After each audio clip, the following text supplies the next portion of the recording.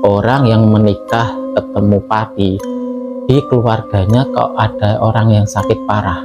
Kebanyakan setelah kamu menikah 1 sampai 2 tahun, keluarga yang sakit itu bakalan meninggal. Itu kenapa bisa kayak gitu? Ini ada penjelasannya.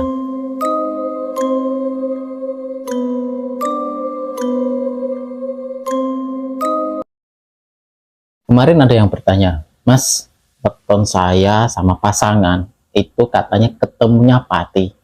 Kami mau melanjutkan pernikahan, apakah bisa atau boleh? Mohon solusinya. Ada yang bertanya seperti itu. Sebenarnya weton pati atau ketemu weton pas waktu kita nikahan itu kan dihitung. Ketemunya pati itu sebenarnya bisa untuk melanjutkan atau menikah. Ada contoh orang weton dengan Rabu Pon itu kan jumlahnya 14, sama pasangan dengan weton Senin Kliwon itu jumlahnya 12, dijumlahkan hitungannya 26. Menurut aku pribadi mempelajari hal kayak gini, 26 pembagiannya 7. Di sini pembagian masalah hitungan weton sebenarnya berbagai wilayah itu berbeda. Ada yang pakai pakem 5, pakem 6, dan pakem 7. Di sini saya pribadi menggunakan pakem 7. Sehingga hitungan 26 tadi dibagi 7 masih ada sisa 5, yaitu ketemunya kan pati. Terus solusinya gimana supaya bisa lanjut ke depan untuk pernikahan? Ada tiga solusi jika teman-teman dengan pasangan ketemunya weton pati. Yang pertama itu carikan hari akad nikah yang baik. Tujuannya untuk mengganti weton pati itu menjadi jodoh. Jadi hitungan weton pati itu bisa dirubah, dibuat menjadi hitungan jodoh, yaitu dicarikan hari akad nikah yang baik supaya weton pati itu, hitungan pati berubah menjadi jodoh. Yang pertama itu. Tetapi di dalam perubahan menjadi jodoh itu ada yang namanya syukuran atau tumpengan atau namanya nyebar sesaji. Itu dibuat untuk menebus mahar untuk sesuatu yang awalnya jadi pati untuk merubah jadi jodoh. Itu ada maharnya, yaitu ya macam-macam sih, bisa berupa tumpengan atau bisa berupa syukuran. Biasanya sebelum orang menikah hitungan yang pati itu pasti melakukan hal kayak gitu, tujuannya untuk merubah menjadi ketemu jodoh. Itu yang pertama. Untuk yang kedua, ini sering banget, yang paling penting atau sakralnya gitu juga, pas waktu teman-teman mengadakan resepsi pernikahan pasti ada yang namanya padi-padi. Padi-padi itu tempat duduk buat pernikahan. Nah, padi-padi itu jangan sampai membelakangi searah dengan nogo sasi. Jangan searah. Contoh, saya ambil contoh yang sederhana. Aku jelaskan dulu nogo sasi itu apa. Nogo sasi itu atau bisa disebut sengkolo, mara bahaya. Orang Jawa itu biasanya nogo. Karena konon orang Jawa itu percaya kalau wujud sengkolo itu ada wujudnya, ada makhluknya. Mara bahaya itu ada makhluknya, yaitu berupa naga. Di sini ada nogo dino, nogo hari, nogo sasi atau nogo bulan, dan nogo tahun.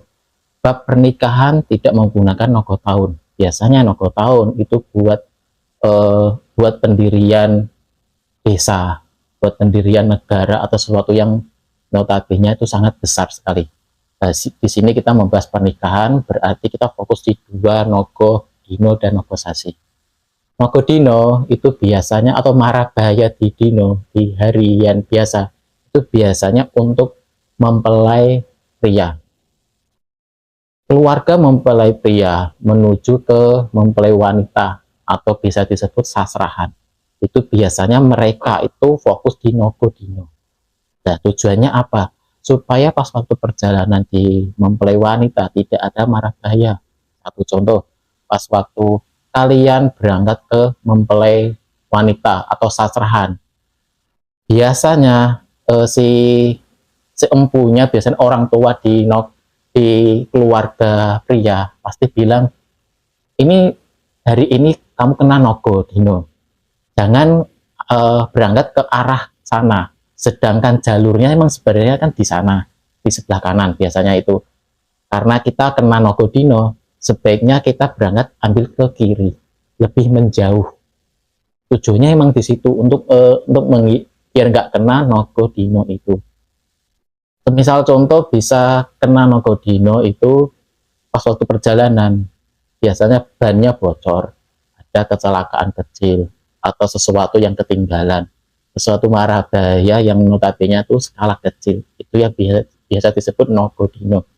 Sedangkan nogo dino ini juga bisa buat pembukaan usaha juga, mau berangkat kerja, opening di sana, opening usaha, mau pergi pindah rumah, biasanya menggunakan nogo dino ini. Itu nogo dino untuk pengantin pria. Yang paling besar lagi, yang paling dihitungkan itu nogo sasi, nogo bulan. Ini yang hubungannya dengan mempelai wanita, biasanya padi-padi atau tempat duduk mempelai wanita itu jangan searah nogo dino. Satu contoh aja, kalian nikah di bulan ini, sedangkan dihitung-hitung nogo dino tuh arahnya menghadap ke barat. Nah, padi-padi itu jangan sampai kamu menghadapkan ke barat, meskipun rumahnya itu di timur menghadap ke barat, ya padi-padinya lebih baik menghadap ke utara atau ke selatan, berbeda lawan gitu kan. Kenapa kayak gitu? Saya ambil contoh lagi, pas waktu padi-padi searah dengan nogo sasi mengarah ke barat, pengantin pria itu kan jalan dari barat ke timur. Itu kenapa tidak boleh? Yang tadi mengingat nogo sasi itu kan sengkolo atau marabaya, itu wujudnya nogo atau naga lah, sesuatu yang tidak boleh. Mulutnya naga itu menghadap ke barat, sedangkan pengantin pria dari barat ke timur, berarti si keluarga pengantin itu mau masuk ke mulut marabahaya. Itu tujuannya kenapa nggak boleh searah dengan nogo sasi. Itu kepercayaan orang Jawa zaman dulu. Lebih baik hindari arahnya, lebih baik dari selatan ke utara, itu bagus daripada dari timur ke barat. Meskipun itu wah adanya lahan cuma kayak gitu, sebaiknya memang seperti itu. Yang penting padi-padinya dibedakan, dirubah arah. Pasti kalian pas waktu kondangan kok melihat kok padi-padinya diarahkan ke sini ya, sedangkan rumahnya kok di situ. Nah, itu biasanya dia memakai hitungan nogo sasi. Itu biasanya di mempelai wanita. Yang pertama tadi bisa diganti harinya supaya ketemu jodoh. Terus yang kedua pas waktu pemasangan padi-padi pernikahan itu jangan sampai searah nogo bulan, nogo sasinya. Yang ketiga, ini yang paling sakral sebenarnya, yang paling sering dilupain, tapi ini yang sangat berbahaya, yaitu pas waktu kalian punya keluarga, mau mengadakan resepsi pernikahan, mau menikahkan anaknya, sedangkan salah satu keluarga kalian itu ada yang sakit parah, sakit tua, dan tidak sembuh-sembuh. Menurut aku pribadi, sesuai dengan ilmu yang aku pelajari, ya sesuai dengan pengalaman juga, mungkin ini cocologi juga bisa disebut, sesuai dengan ilmu titen saya, orang yang menikah ketemu padi di keluarganya kok ada orang yang sakit parah, kebanyakan setelah kamu menikah 1-2 tahun, keluarga yang sakit itu bakalan meninggal. Itu kenapa bisa kayak gitu? Ini ada penjelasannya. Pas waktu kalian menikah, dihitungkan hari akad nikah yang baik kan, tujuannya biar ketemu jodoh, memang itu benar.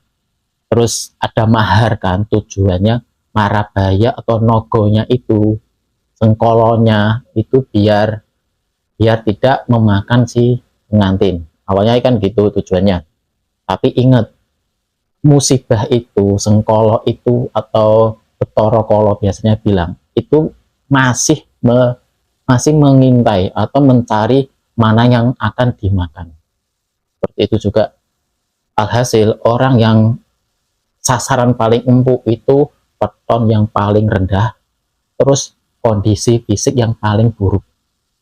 Dia sudah sakit, terus wetonnya tuh kalah dengan weton pengantin, kurang banyak biasanya jumlahnya, wetonnya paling rendah, dia bakalan yang kena sasaran atau biasa disebut penumbalan. Nah, dengan adanya sesaji tadi, kan ada tadi kan disebut mahar, Mas. Apakah kok nggak pengaruh? Ya, maharnya itu sebenarnya buat pengantinnya, tapi kamu lupa mahar untuk ini yang disebut mahar bukan mahar pengantinnya, yaitu mahar untuk pengganti sengkolo tadi, atau bisa tumpengannya atau makanan-makanan yang disajikan untuk mahar, biasanya kayak gitu. Sesaji lah, sesaji atau sajennya. Sajennya ini tujuannya buat pengantin, bukan buat keluarga pengantin. Lah Nogo Sasi itu atau Marabaya akan mengincar di keluarganya karena dia sudah menikah atau menjadi satu keluarga.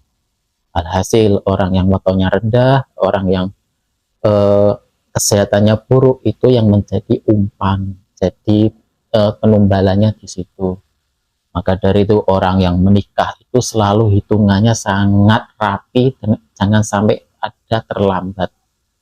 Bahkan sampai ada keluarga yang meninggal pun sudah meninggal, itu harinya ditanyakan, dia meninggalnya hari apa, jangan sampai kamu menikah di hari itu.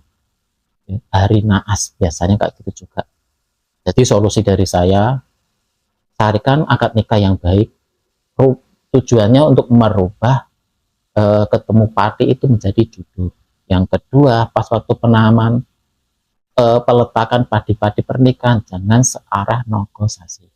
Yang ketiga, yang paling penting, pas waktu keluargamu, kamu menikah, keluargamu ada yang sakit, tolong secepat mungkin diobati. Mas, aku sudah berobat sana sini, mencoba, tapi kok tetap sakit, belum sembuh-sembuh. Tapi sudah waktunya saya untuk menikah.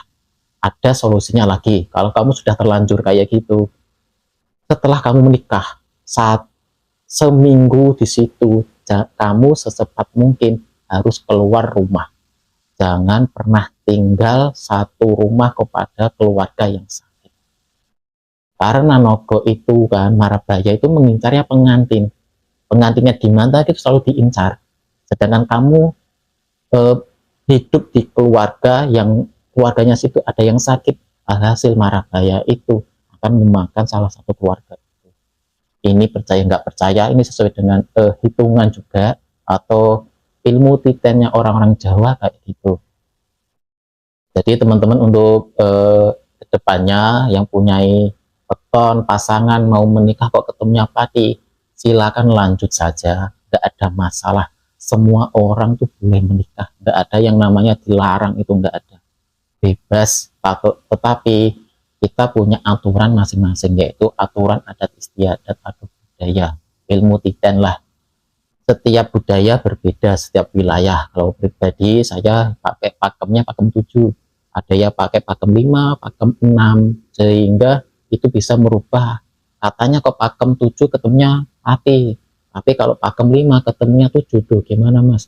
Kamu percaya yang mana dulu? Kalau kamu pakai yang 7 ya silakan pakai upacara tadi solusinya. Kalau kamu pakai pakem 5 ya sudah silakan. Yang penting wilayahnya itu pakai pakem berapa, kamu setujunya di situ aja. Jadi perlu diingat, boleh menikah sesuai dengan pakem masing-masing. Itu nggak ada yang namanya dilarang-larang, itu nggak ada. Itu solusi untuk teman-teman yang mau menikah, ketemunya padi. Jangan sampai orang yang sudah suka, sudah cinta, jangan sampai dihalangi pernikahannya gara-gara hitungan weton. Sebagai orang pujangga, sebagai orang tua yang menghitung weton pernikahan, menghitung weton-weton kayak gitu, tidak boleh melarang orang mau menikah, itu nggak boleh. Lebih baik carikan solusi yang terbaik itu seperti apa. Solusi yang dari saya tadi ada 3, rubah hari wetonnya supaya ketemu jodoh, pasangan padi-padi harus sesuai, jangan sampai searah dengan Nogo Sasi. Yang ketiga, kalau ada yang sakit diobati dulu. Kalau sudah terlanjur nggak sembuh-sembuh, kalau sudah menikah segera keluar dari rumah itu. Jangan sampai selamanya tinggal di situ. Jangan sampai, itu berbahaya sekali. Itu untuk yang lain, teman-teman pingin dihitungan wetonnya, Mas ketemu weton kayak gini boleh menikah nggak? Ketemu wetonku sama pasangan kok cerai, kok ketemunya padu, kok ketemunya bahan omongan, kok ketemunya ratu atau jodoh, itu gimana Mas? Mari solusinya. Teman-teman bisa kirim wetonnya masing-masing ke kolom komentar. Nanti saya akan bahas satu persatu, kasih solusi yang terbaik di video di channel ini. Itu untuk yang lain, terima kasih. Salam rayu.